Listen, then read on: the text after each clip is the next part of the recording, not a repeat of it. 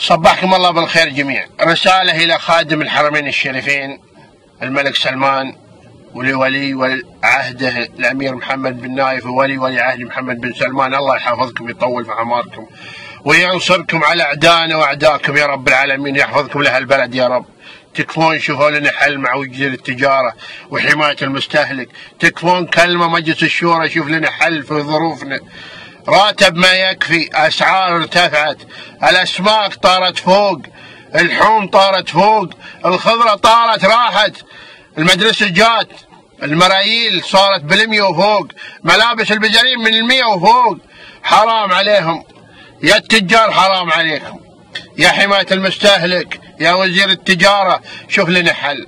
ترى الراتب ما يكفي والله العظيم. احنا القطاع الخاص والقطاع الحكومي والله ادنى في بعضنا لا يملك لا بيت، راتب ما يكفي. هو يروح حق ايجار، هو يروح حق بنك التسليف، هو يروح حق البنوك، هو يروح حق اشياء ثانيه، ديون صكتنا، البلاك ليست ذبحنا، مو بعارفين كيف نسدد. حرام عليكم، شوفوا لنا حل، شوفوا لنا حل.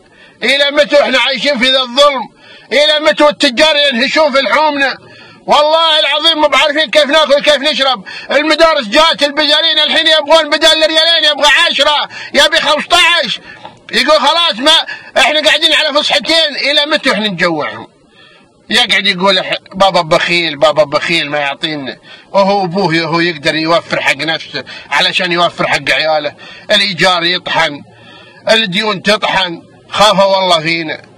نروح يوميا 100 كيلو ونرجع 100 كيلو، ما حد يضمن حياته. لا عندنا بيوت نملكها ولا عندنا اراضي نملكها، خافوا والله فينا. شوفوا حل مع هالاسعار، قطع الغيار شب نار، والله حرام عليكم. تكفى يا خادم الحرمين الشريفين، شوف لنا حل.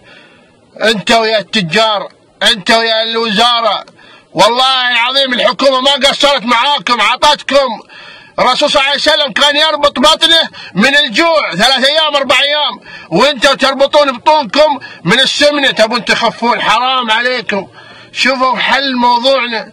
الى متى واحنا عايشين في ذا الظلم؟ لا حول ولا قوه الا بالله، حسبي الله ونعم الوكيل.